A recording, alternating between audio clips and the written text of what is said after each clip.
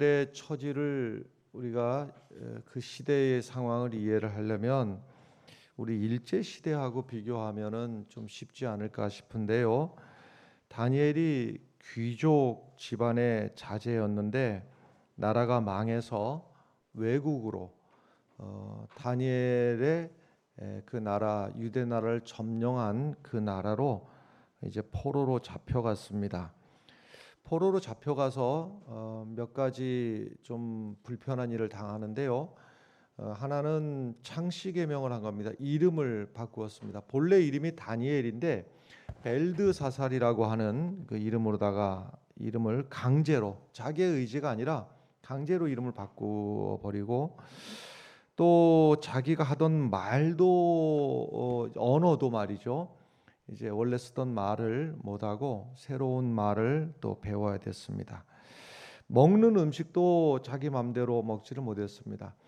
외국에 나가면은 아쉬운 것 중에 하나가 먹던 음식 마음대로 못 먹는 것인데, 단순히 물론 입에 맞는 음식 못 먹는 것도 불편한 일이지만 다니엘에게 있어서는 입맛도 입맛이지만은 이것은 신앙과 관련된 그러한 일이기도 하고 그랬습니다. 참 이렇게 악조건이죠. 외국으로 끌려가서 이름도 강제로 개명을 당하고, 또 말도 또 새로운 언어를 배워야 되고, 음식도 마음대로 못 먹고 하는 그런 불리한 조건 속에서도 하나님의 은혜 가운데서 다니엘이 바벨론의 제국의 총리까지 올라가는 아주 참 대단한 입지전적인 인물이라고 할 수가 있는데, 이 다니엘이 위대한 것이요. 이 성경에 보면 성경에 등장하는 위대한 인물들 많이 있지 않습니까? 그런데 어떠한 인물들도 생각해 보면 흠을 찾기가 어렵지가 않습니다. 성경에 등장하는 인물들 보면 다 그렇습니다. 말하자면 다윗 같은 경우도, 다윗은 위대한 인물임에 틀림없지요. 지금까지도 이스라엘 역사 속에서 가장 위대한 인물을 다윗으로 삼기 때문에 이스라엘 국기 제일 가운데에 박혀 있는 것이 다윗의 별을 새겨 놓을 정도로 그렇게 존경받는 인물인데도, 여러분 다윗의 허물을 온 천하가 다 알고 계시죠? 흠이 있습니다. 남의 아내를 빼앗은 그런 아주 잘못된 그런 허물이 있습니다. 그런가 하면 아브라함 얼마나 대단한 인물입니까? 아브라함 지금 전 세계 인구 중에서 말이죠. 보면은 기독교도 아브라함의 후손이라고 하지요. 그 다음에 이슬람도 아브라함의 후손이라 하죠. 유대인들도 아브라함의 후손이라. 서로 너도나도 아브라함의 후손이라는 사람들이 이 지구상에 지금 상당 수의 인구들인데, 그 아브라함, 그렇게 위대한 아브라함이 어떤 허물이 있습니까? 낯선 곳에 여행을 하다가 거기서 생각을 합니다. 내 아내가 하도 이뻐가지고 다른 사람들이 내 아내를 뺏어가면 어떡하는가? 내 아내를 뺏어가면 어떡하는가 하면 그 아내를 지킬 생각을 해야 되는데, 아내를 지킬 생각하는 것이 아니라 자기 걱정합니다. 사람들이 나를 해하고 내 아내를 뺏어가면 안 되니까 여보 우리말에 작전을 좀 짜세. 어떻게 하는가 하면, 당신이 내 아내라고 그러면 나를 죽이고 당신을 뺏어갈 테니까 당신과 나는 부부라고 하지 말고, 그러면 당신만 뺏겨가면 되잖아. 그런 사람들이 나를 해하지 않을 거잖아. 이러한 시시한 사람이 아브라함이었거든요. 그러니까는 보면 성경에 나오는 인물들 중에서요, 대부분들 다 허물이 있습니다. 베드로는 어떻습니까? 베드로는 예수님의 수제자였고, 교회가 베드로부터 시작이 되지 않았습니까? 그런데 그 위대한 베드로도 말이죠, 예수님이 마지막에 중차대한 순간에 십자가를 앞에 두고 자 우리 함께 기도하자 할 때, 그 예수님은 땀이 피처럼 말이죠, 피가 돼 가지고서는 나오는 그 기가 막힌 순간에 졸았더라 그랬습니다. 예배당 와서 혹시 예배드리다가 이따금 혹시 꾸벅꾸 나도 모르게 안 그러려고 그러는데 졸음이 오면 베드로에게 감사하십시오. 그 베드로가 없었더라면은 어떻게 할 뻔했습니까? 그 베드로 같이 위대한 사람도 그런데 나 같은 연약한 인생이야 이렇게 좋을 수도 있지, 그러는 거 아니겠어요? 그 정도가 아니죠. 베드로는 예수님께서 억울한 재판을, 십자가를 지시기 위해서 억울한 재판을 받으시는 그 순간에도, 그 재판정에서 일어났던 일인데, 예수님 등 뒤에서 사람들이 물어봅니다. 너도 예수 따라다니는 사람이지? 할 때 나는 예수님 따라다니는 사람 아니라고 절대로 안 해. 맹세하건대 나중에는요 저주하건대 저주하면서까지도 예수님을 3번이나 부인했던 그러한 사람입니다. 누구나 허물이 다 찾아보면 다 허물들이 있어요. 요셉 같은 경우에도 대단한 인물 아닙니까? 그런데 요셉도 허물이 있지요. 보면요 아버지에게 형들 했던 일 다 일러 바치고 고자질하고 뭐 그런 면이 있습니다. 누구에게든지 다 허물이 있기 마련인데, 그런데 이 다니엘 위대한 것이 그거예요. 다니엘은 흠과 티가 없었다 하는 겁니다. 대단한 분이지요. 자, 이 다니엘 5장 28절 말씀부터 몇 절을 보고 넘어오면 이렇습니다. 5장 28절은 이렇습니다. 베레스는 왕, 이제 이것은 꿈 얘기를 해몽하는 일인데 그 메네 데겔 우바르신 하는 그것을 해석하는 중에서 제일 마지막에 베레스는 왕의 나라가 나뉘어서 메대와 바사 사람에게 준바되었다 하미니이다. 간단하게 말하자면 지금 왕 앞에서 꿈 해몽을 하는데, 꿈 해몽이 뭐냐면 이 나라가 망하게 될 겁니다. 이 나라는 이제 남에게 빼앗기게 될 겁니다. 이렇게 이제 예언을 하고 있는 겁니다. 그날 밤에 말이죠.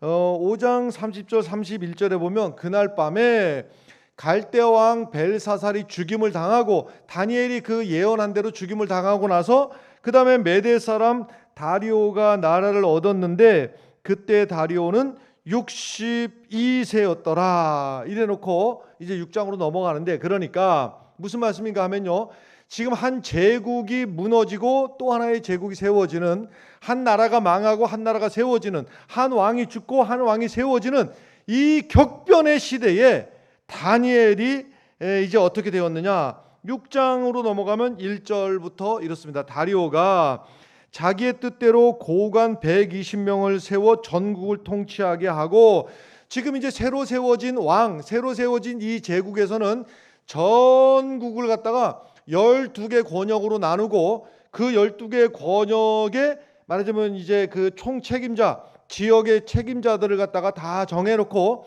그러면 120명의 이제 그 지방 수령들이 세워질 터인데 그 120명을 관할하는 총리 3명을 두겠다. 그것이 이제 2절인데, 또 그들 위에 총리 셋을 두었으니 다니엘이 그 중에 하나이라. 대단하지 않습니까? 이 제국 전체를 다스리는 120명, 그 120명을 관할하는 총리 3명 중에 하나가 바로 다니엘이었다고 하는 겁니다.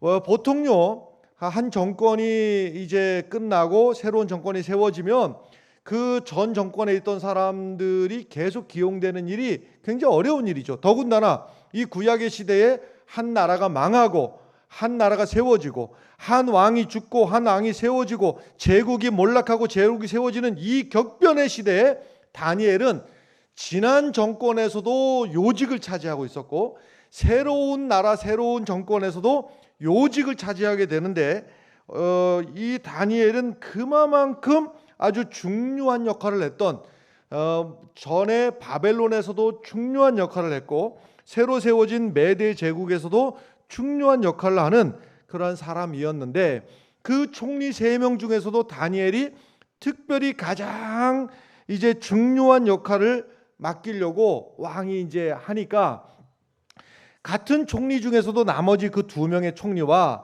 또 나머지 여타 이제 그 관료들이 말이죠, 다니엘에 대해서 시기와 질투하는 마음이 생겨가지고서는 이제 뒷조사를 하기 시작하는 겁니다. 혹시 지금까지 이 고위 관직을 맡아서 해오면서 무슨 잘못된 일 처리나 도덕적으로 옳지 않은 일이나 어떠한 고발거리를 찾으려고 샅샅이 뒤졌는데 그것을 찾지 못하고 흠이 될 만한 것을 찾지 못합니다.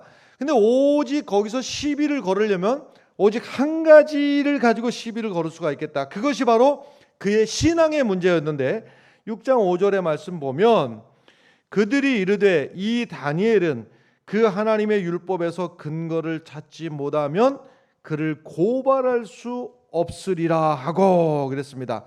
오직 한 가지, 다니엘의 신앙의 문제를 가지고서만 저를 걸어서 넘어뜨릴 수가 있겠다, 이렇게 이제 생각을 하는 겁니다. 그래서 특별법을 만들자 하고 이제 왕에게 아뢰게 되는데, 이 특별법은 30일입니다. 앞으로 30일 동안에 왕 이외에 다른 어떤 신에게나 어떤 사람에게든지 이제 절을 하게 될 것 같으면 그 사람을 처단하는 그러한 특별법을 앞으로 30일 동안만 시행되는 특별법을 만들자 했습니다.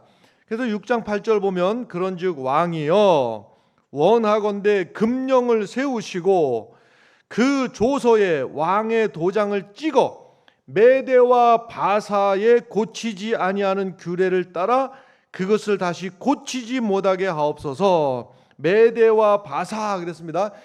본래 메대 나라가 있고 바사, 세계사적으로는 페르시아죠. 이 메대와 페르시아는 각각 독립된 다른 나라였고 메대가 훨씬 큰 나라였습니다. 근데 결과적으로다가는 이 큰 나라 메대가 작은 나라 페르시아의 흡수 통일이 되면서 이제 거대한 한 제국 페르시아 제국을 이루게 됩니다만은 그런데 이제 그 전통을 따라서 메대와 페르시아는 각각 다른 나라였는데 서로 이제 그 합의하에 한 나라를 이루게 되게 되는데 그래서 메대와 바사에 고치지 아니하는 규례를 따라 이거는 말하자면 관용구처럼 이제 그 법에 중요한 법에 들어가는 것은 꼭 메대 바사를 이게 거론을 해가지고 들어가는 겁니다. 그래서 30일 동안 시행되는 이 특별법에 절대로 누구도 고칠 수 없는 왕도 고칠 수 없는 그러한 조건을 달아가지고 이 법을 어기면은 사자굴에 집어넣는다 하는 그 처벌 조항까지도 완벽하게 이 법을 만들어 가지고서는 법을 공포를 하게 되는 겁니다. 근데 여러분 요쯤에서 다니엘이 지금 그 위치가 어떤 위치입니까? 지금 고관입니다. 그 지금 이 전국에서 다니엘은 아주 높은 관직에 있기 때문에 이 법이 지금 어떻게 돌아가는지, 이 법이 어떻게 추진되는지, 왜 이 법이 만들어졌는지, 그리고 이 법의 영향력이 어느 정도인지 그 정보를 다니엘은 너무나 잘 알 겁니다. 너무나 잘 알매도 불구하고 다니엘은 지금 믿음으로다가 반응을 하고 있는데, 믿음으로 반응을 한다고 하는 것은 이런 것들입니다. 지금 이제 이 특별법이 말이죠, 길지도 않아요. 30일 동안입니다. 30일 동안에만 왕 이외에 다른 신에게 절하면은 안 되는 겁니다. 그러니까는 30일 동안에 이렇게 하면은 어땠을까요? 30일 동안에만 그동안 열심히 기도했으니까 30일 동안에만 지금 상황이 엄중하니까 뭐 이제까지도 기도 많이 했고 앞으로도 기도 많이 할 건데 이 30일 동안에만 말하자면은 그 소나기를 피해 간다 이 심정으로 30일 동안만 기도를 멈추면은 어떨까?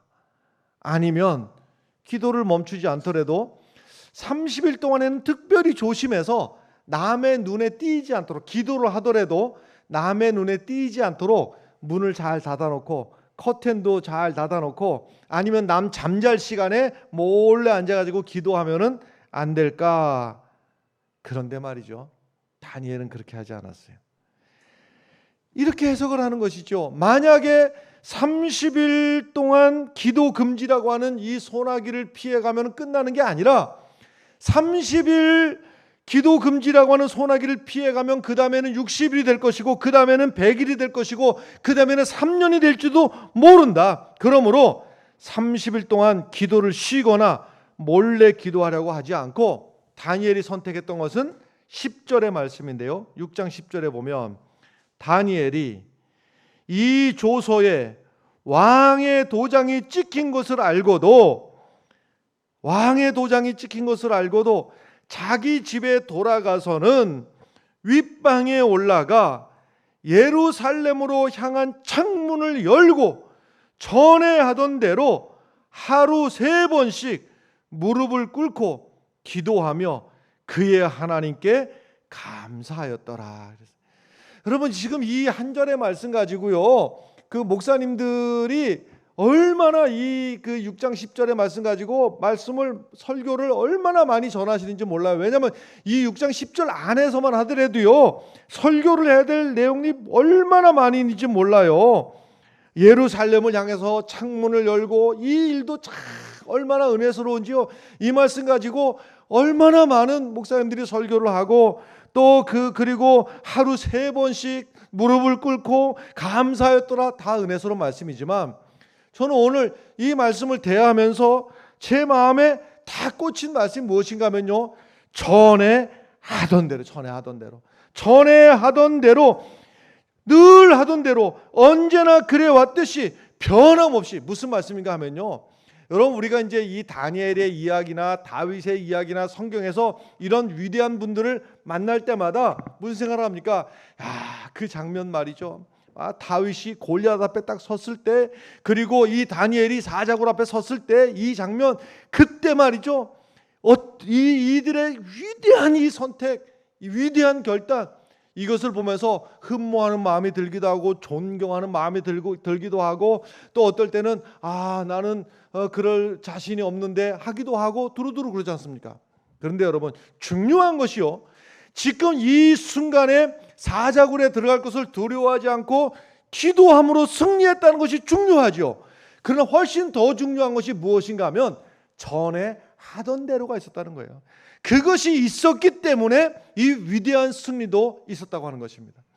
그 기적이라고 하는 것이 어느 날 하늘에서 뚝 떨어지는 게 아니고, 그 위대한 승리가 지금까지 맨날 실패하고 나약하고 넘어지고 이러다가 어느 날 큰 승리를 이루는 일은 없다고 하는 겁니다.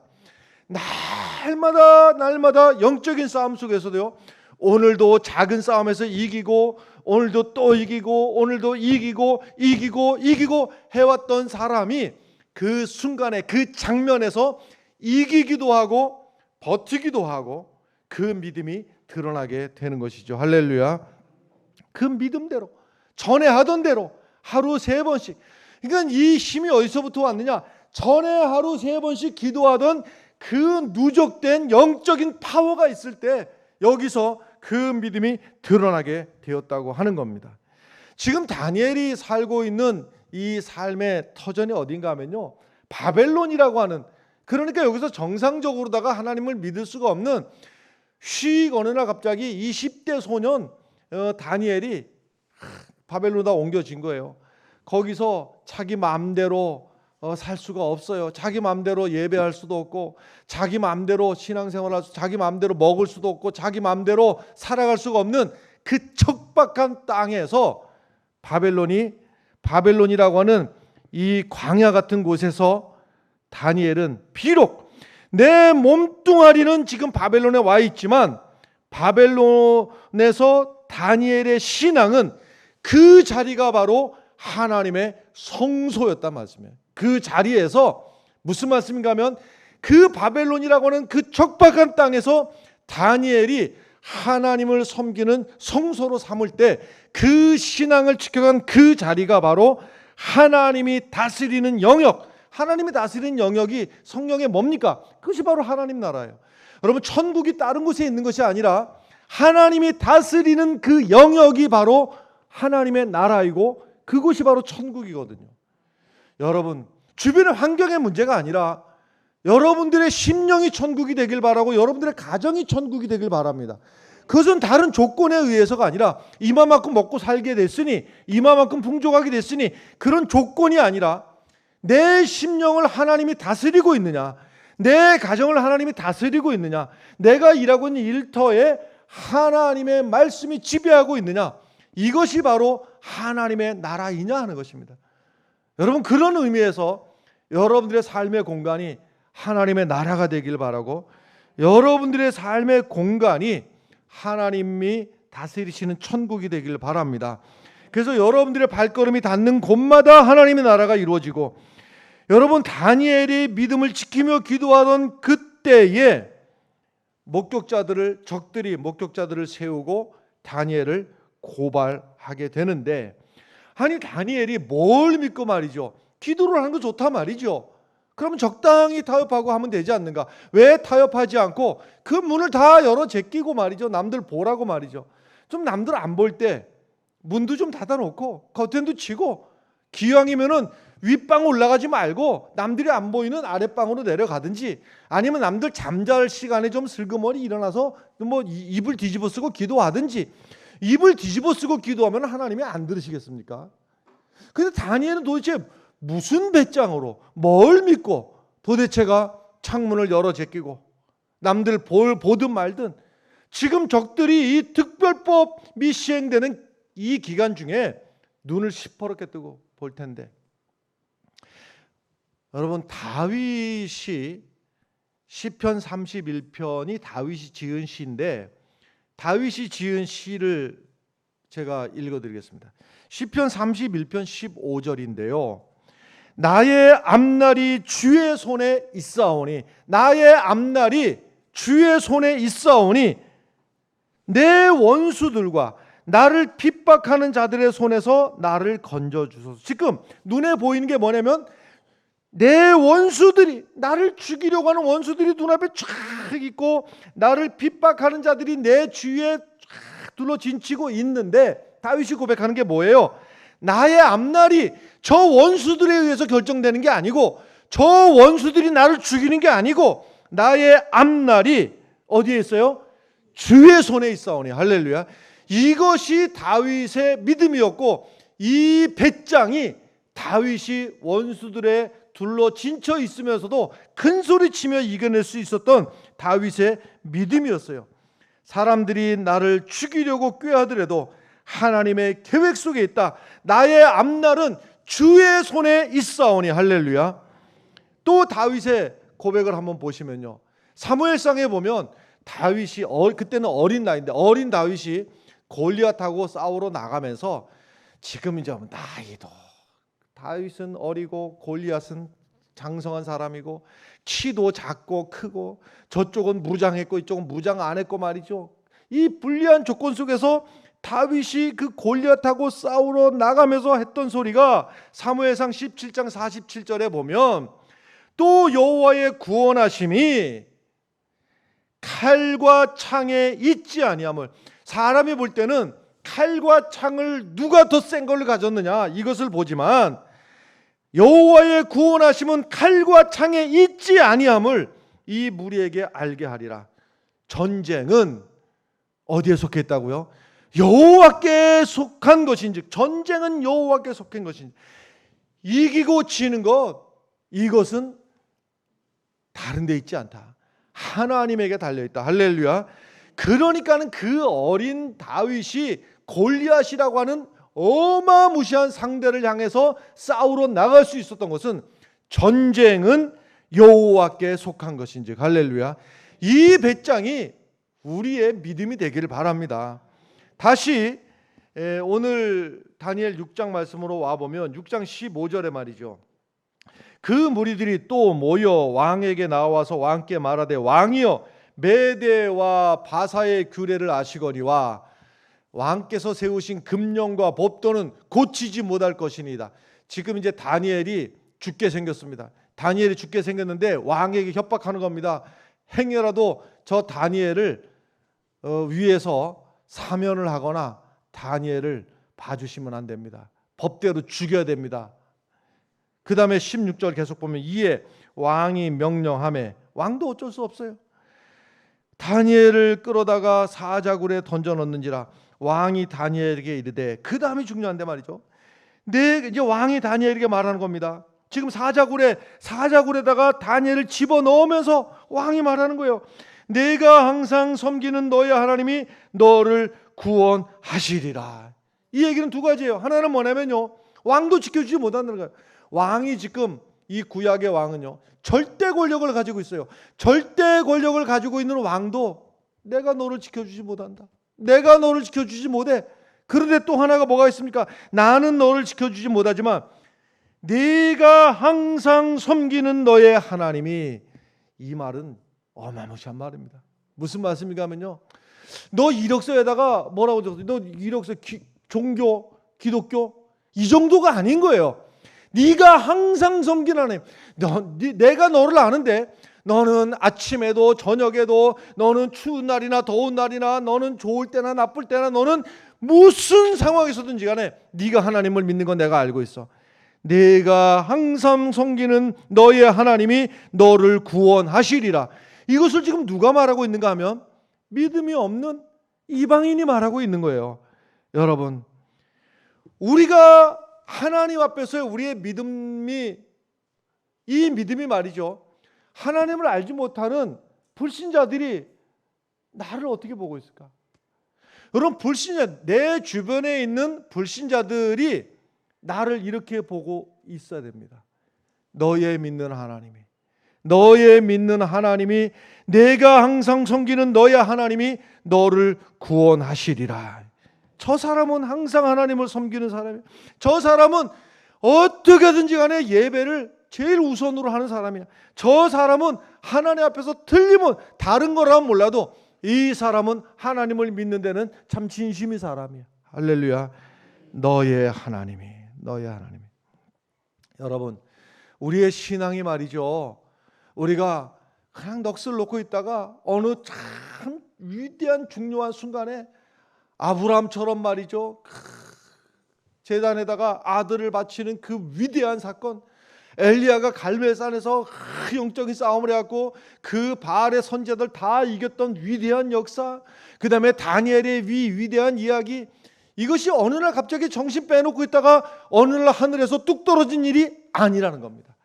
하루하루 날마다 영적인 싸움에서 오늘도 내가 이럴까 저럴까 하다가, 그래, 내가 손해보더라도 믿음의 길을 걸어야 되겠다. 내가 오늘도 하나님을 섬기는 그 마음으로 살아야 되겠다. 내가 오늘도 이웃들을 섬기는 그 섬김을, 예수 그리스도를 섬기는 그 마음으로 내가 이웃들을 섬기겠다. 하루 날마다 그 영적인 발걸음 속에서 그러던 끝에 어느 날 위대한 하나님의 역사가 내 삶을 통해서 드러나게 되는 겁니다. 어느 날 갑자기 기적이 일어나는 것이 아니고, 어느 날 갑자기 승리가 내게 다가오는 것이 아니더란 말씀입니다. 그래서 나중에 때가 되면, 이것은 우리의 믿음이 아닌 거예요. 하루하루가 말이죠, 오늘 내 하루의 발걸음이, 그것이 누적이 돼가지고 내 삶의 역사가 되는 것이고, 그것이 내 삶이 하나님 앞에 나중에 가서 평가받는 것이 어느 날 갑자기 뚝 떨어진 그 날이 아니고, 내 하루하루의 삶의 그 걸음이 하나님 앞에서 심판을 받게 될 것입니다. 여러분, 사자굴의 왕이 다니엘을 집어 던져놓고 미안한 마음, 안타까운 마음, 속상한 마음, 그래서 밤새 어떻게 지내다가 이제 굴 앞에 가서 새벽에 외칩니다. 살아계신 하나님의 종 다니엘 거기 있느냐? 그대가 늘 섬기는 그대 하나님이 그대를 사자들로부터 건져주셨느냐? 할 때 6장 21절, 다니엘이 왕에게 아뢰되, 왕이여 원하건대 왕은 만수무강하옵소서. 22절, 나의 하나님이 이미 그의 천사를 보내어 사자들의 입을 봉하셨으므로. 여기서 중요한 것이 무엇인가 하면요, 나의 하나님이 이미 역사를 이루셨노라. 여러분, 우리가 신앙생활하면서요, 남의 하나님이 되지 않기를 바랍니다. 남의 하나님이, 아브라함의 하나님도 중요하고 이삭의 하나님도 중요하지요. 그러나 그 하나님이 나의 하나님이 되시기를 간절히 바랍니다. 야곱이라고 하는 사람이 있어요. 그 야곱이 말이죠, 진작부터 태어나기 전부터 하나님은 그 야곱을 선택하셨고, 야곱이 태어나고 난 다음부터도 하나님은 야곱을 선택하셨고, 야곱이 잘못해가지고 자기의 죄로 말미암아서 집을 떠나서 이제 광야길로 가서 저 먼 길을 걸어가는 그 낯선 곳에서, 아무도 없는 광야길에서 하나님 꿈에 나타나셔서 하나님이 스스로 소개하기를 뭐라고 소개했는가 하면, 내가 누구냐? 내가 너의 하나님이야. 스스로 소개를 나는 너의 하나님이라 이렇게 소개를 했음에도 불구하고 야곱은 고집셉니다. 그 하나님은 내가 너의 하나님이야 이랬는데, 야곱은 뭐라고 하는가 하면요, 나의 할아버지 아브라함의 하나님이시오, 나의 아버지 이삭의 하나님이시오, 이렇게 해요. 그리고 나서는 그 살아가는 방법이요, 지가 잘 살아보려고 애를 쓰고 기를 쓰지만은 그 모든 일의 끝에는요, 결국은요, 분쟁과 어려움과 갈등과, 그러다가 인생 다 살고 나서 마지막에요, 의도 터질 거 다 터지고, 그 다음에 쓴맛 단맛 다 보고, 그리고 나서야 말년에 가서 하는 소리가 뭐라고 하는가 하면요, 아브라함의 하나님, 이삭의 하나님, 나의 하나님이시여. 이렇게. 여러분, 기왕 하나님을 믿을 거 남의 하나님으로 믿지 말고, 누가 간증하면은 멋떨어지게 좋다, 저렇게 저 사람이 믿음으로 반응했더니 복을 받았노라, 여전히 남의 하나님 아닙니까? 내 삶에서 내가 순종하고 내가 믿음으로 따라가고 내가 복종해야 될, 그래서 내 생명까지도 책임지시고 주위에 그 수많은 적들이 있다 할지라도 내 인생을 결정하시는 분이 나의 하나님이시고, 나를 사망의 음침한 골짜기에서 건져 주실 분도 나의 하나님이신 것을 믿으시길 바랍니다. 나의 하나님이 되어야 됩니다. 여러분, 다니엘서가 우리에게 말해 주려는 그 메시지가 도대체 무엇일까? 다니엘서에 보면요, 이제 몇 가지 이제 엄청난 사건들이 있지 않습니까? 대표적으로 기억하는 것이 그 다니엘의 세 친구 사드락과 메삭과 아벳느고가 여전히 신앙의 문제를 가지고 이제 그 신앙을 굽히지 않고 있다가, 그들은 풀무불이 뭐 어려운 거 아닙니다. 우리 가까이 있는 포항제철 쇠 녹이는 용광로라고 보면 됩니다. 거기에다가 집어넣었다는 얘기예요. 포항제철 쇠 녹이는 그 용광로에다가 거기다 사람을 집어넣었다는 얘기예요. 그 얘기거든요. 그러니까 사드락과 메삭과 아벳느고가 거기서 믿음으로 말미암아서 던져졌으나 살아났더라. 기적도 이런 기적이 어디 있습니까? 그 다음에 다니엘은 믿음으로 반응을 하다가 그 믿음을 지키다가 사자굴에 집어 던졌는데 사자들이 그를 해하지 않고 기적처럼 살아났더라. 포인트가 어디 있는가요, 여러분? 기적처럼 살아났더라. 이것이 포인트가 아닌 거예요. 이것이 포인트가 아닌 겁니다. 여러분, 그 믿음에 대해서 잘못 이해를 하다 보면요, 뭐 이런 것이죠. 주여, 기도하죠. 우리 기도하지 않습니까? 주여, 하나님 앞에 주여 하고 기도하면서 뭐라고 기도합니까? 주여, 풀무불을 안 만나게 해주시옵소서. 주여, 사자굴이 내 근처도 못 오게 해주시옵소서. 이렇게 기도하지 않습니까?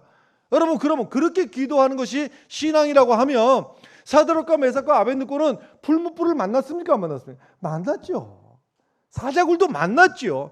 여러분, 사자굴도 안 만나고 풀무불도 안 만나는 게 이것이 우리의 믿음이 아니고 이것이 신앙이 아니고 말이죠.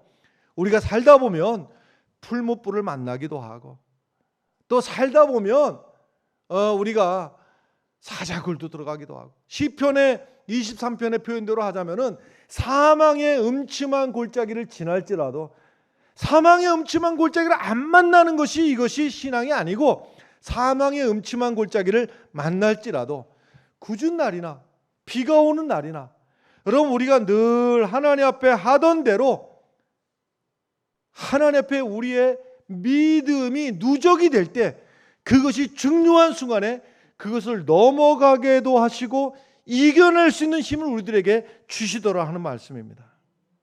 기적 이야기 아닙니까? 여러분, 오병이어의 기적, 보리떡 5개하고 물고기 2마리 가지고 5,000명이 먹고도 남으니까 엄청난 기적이다. 여러분, 대단하죠? 보리떡 5개 갖고 5,000명이 먹고도 12광주리가 남았다. 여러분, 이런 기적을 오늘 체험하시면 여러분들 믿음이 쑥 올라갈 것 같습니까? 얼만큼 커질 것 같습니까? 사실은 말이죠, 더 엄청난 기적을 우리가 날마다 체험하고 있습니다. 사실은요, 더 엄청난 기적. 지금 보리떡 5개 가지고 5,000명이 먹는 게 놀랍다고요? 생각해 보십시오. 지금 저 땅바닥, 땅이라고 하는 게 돌이고 흙이고 모래고, 아니 거기다가 요만한 씨앗 하나 던져놓은 것들이 그것이 또 이마만큼 자라고 열매를 거두고 곡식을 거두고 그래가지고 날마다 먹고 사는 거 아닙니까? 생각해 보면 어떤 게 더 기적입니까, 여러분? 아니, 말하자면 별로 그 만나가 내린 게 기적이라고 여기십니까? 만나가 날마다 먹을 게, 날마다 아침에 가니까 하늘에서, 왜냐하면 농사를 짓지 못하니까 날마다 내렸다. 그래서 처음에는 뭐 놀래 자빠지는 거예요, 사람들이요. 야, 우리 이제 뭐 먹고 사냐? 이랬는데 첫날 나갔어요. 하늘에서 만나가 내렸어요. 그래서 그걸 갖다가 거둬서 먹었는데 첫날은 막 신기하기도 하고 놀랍기도 하고 말이죠. 은혜스럽기도 하고 맛있기도 하고 그래서 잘 먹었어요. 그래서 그것을 몇 년 동안 먹었다고요? 40년 동안 먹고 나니까 이제는 기적도 아니고 이적도 아니고 놀랍지도 않고 맛도 없고 이게 사람이에요. 여러분 지금까지 만나가 내렸다고 그러면요, 여러분들 기적이라고 말할 수 있는 사람이 있어요? 지금까지 만나가 내렸으면 자연현상으로 여기겠지. 당연히 내리고 겨울이 되면 당연히 눈이 내리는 것처럼 당연히 아침마다 만나가 내리는 것을 생각하겠죠. 사실은 오늘 우리가 살아가는 모든 순간들이 기적인 것이죠. 여러분 봄 되면은 죽었던 그 가지에서 싹이 나는 것, 참 기적 아닙니까? 그 기적이 어느 날 갑자기 그 이파리에서 싹이 탁 올라오는 기적이 일어나는 게 아니고 가을에 이파리 떨궈진 그때부터 그 겨울의 그 추위를 이기면서도 버텨왔던 그 생명력이 봄의 순간에 싹이 나기도 하고 잎이 나기도 하고 꽃이 피기도 하는 거예요. 어느 날 우리의 신앙이 어느 날 갑자기 꽃피는 게 아니라 그 숱한 날들을 일랑 물고 버텨왔던 그 날들이 쌓여서 어느 순간에 열매도 맺게 하시고 꽃도 피게 하시고 할렐루야. 마태복음 보면은요, 마태복음 보면 5장, 6장, 7장을 산상수훈이라 이렇게 말을 해요. 그런데 산상수훈의 시작은 이렇게 되었습니까? 복 있는 사람은 복 있는 사람이 아니군요. 심령이 가난한 자는 복이 있나니 이렇게 하고 이제 팔복의 이야기로 쭉 시작을 하지 않습니까? 그리고 제일 마지막 끄트머리에 제일 마지막 말씀이 무슨 말씀인가 하면요, 이제 반석 위에 집을 지은 지혜로운 사람의 이야기와 이게 이제 딱 4절 나오는데 모래 위에 집을 지은 어리석은 사람, 이 두 가지. 그래서 2절 지혜로운 사람, 반석 위에 있는 사람 2절, 그 다음에 어리석은 사람, 모래 위에 집을 지은 사람 2절 해서 딱 4절 나오는데 4절을 제가 읽어볼 테니까 들어보세요. 마태복음 7장 24절부터요. 그러므로 누구든지 나의 이 말을 듣고 행하는 자는 그 집을 반석 위에 지은 지혜로운 사람 같으리니. 반석 위에 지은 지혜로운 사람. 그 다음에 그럼 반석 위에 집을 지은 지혜로운 사람에게는 무슨 일이 일어나는가? 25절 비가 내리고, 무슨 말씀을 제가 드리는 거냐면요, 반석 위에 집을 지은, 그러니까 믿음 위에 살아가는 사람에게도 뭐가 온다고요? 비가 내리고 장수가 나고 바람이 불어 그 집에 부딪히되 무너지지 아니하니. 다만 뒤에가 다르죠. 무너지지 아니하니. 그런데요, 그 다음 봐요. 26절 나의 이 말을 듣고 행하지 아니하는 자는 그 집을 모래 위에 지은 어리석은 사람 같으니. 모래 위에 어리석은. 근데 그 다음에 가요, 똑같은 말씀이에요. 똑같은 말씀. 27절에 보면 비가 내리고, 똑같아요. 반석 위에 지은 집도 비가 내리고 모래 위에 지은 집도 비가 내리고 장수가 나고 바람이 불어 그 집에 부딪힘에, 여기까지가 똑같더라 이 말이에요. 여러분, 누가 이겨내고 누가 마지막까지 승리할 수가 있는가? 어느 날 문득 승리의 기적이 찾아오는 것이 아니라 날마다 작은 싸움에서 오늘 내가 이걸 믿음으로 반응할까 말까, 오늘은 제껴버릴까 말까, 오늘은 갈까 말까, 그 숱한 날들의 신앙의 싸움에서 늘 하던 대로 하나님 앞에 믿음의 반응을 하시고 믿음의 고백을 하시고 믿음으로 따라가던 그 숱한 날들의 마지막이 승리하는 역사가 있더라. 오해하지 마시기 바래요. 믿음으로 살다가 보면 비도 안 내리고 창수도 안 나고 바람도 불지 않고 집에 부딪히도 않고 사망의 음침한 골짜기 근처도 안 가고 풀무불도 안 만나고 아니더라는 말씀이에요. 오늘 하루의 믿음의 신앙이 여러분, 풀무불을 만나도 넘어서는 신앙인이 되길 바라고, 사망의 음침한 골짜기에서도 넘어지지 않는 위대한 신앙인이 되기 위해서는 오늘 하루의 삶도 하나님 앞에 늘 하던 대로의 신앙이 우리 가운데 있기를 바랍니다. 기도하겠습니다. 하나님 은혜 감사합니다. 우리에게 주신 말씀 잘 생각하며 하루하루를 타협하지 않고 하루하루를 믿음으로 승리하는 위대한 성도들 되게 하여 주시옵소서. 예수님 이름으로 기도합나이다. 아멘. 우리 함께